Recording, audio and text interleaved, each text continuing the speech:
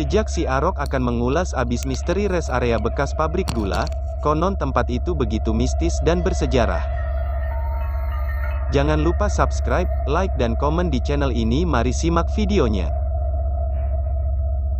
Para pengguna tol Pejagan Pemalang yang mengarah ke Jakarta, mungkin tidak asing dengan tempat peristirahatan KM 260B yang berlokasi di Brebes, Jawa Tengah.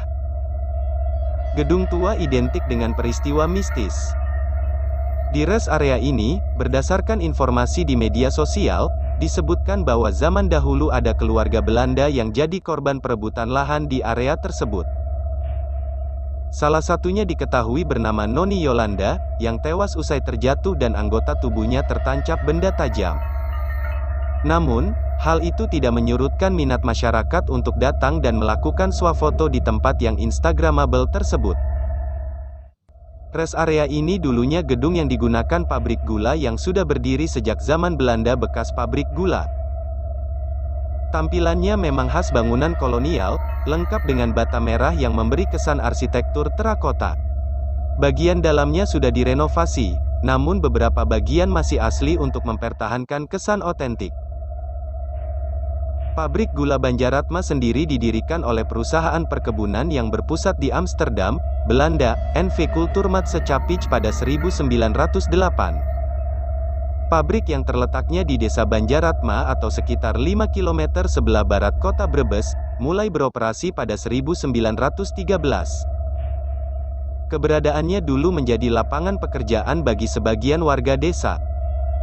Pabrik gula Banjaratma yang berada di Kecamatan Bulakamba, Kabupaten Brebes. Bangunan berusia lebih dari 100 tahun itu dijadikan rest area KM 260B di ruas jalan tol Pejagan Pemalang. Seperti kebanyakan di Indonesia, pabrik gula Banjaratma merupakan peninggalan pemerintah Belanda ketika menjajah bumi Nusantara. Revolusi industri yang bermula di Inggris pada 1760-an hingga 1840-an, ditandai dengan penggunaan mesin-mesin uap. Memicu munculnya pabrik-pabrik di seluruh dunia, termasuk pabrik gula di Indonesia. Hingga 1925, tak kurang dari 205 pabrik gula didirikan di Pulau Jawa.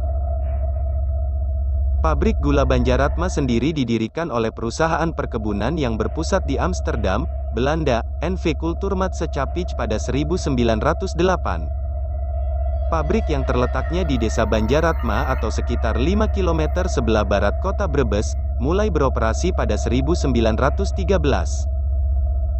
Keberadaannya dulu menjadi lapangan pekerjaan bagi sebagian warga desa.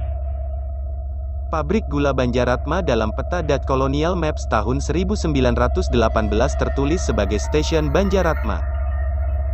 Ini berarti, tempat ini tidak hanya memproduksi gula, tapi juga berfungsi sebagai proof stations atau stasiun pengujian.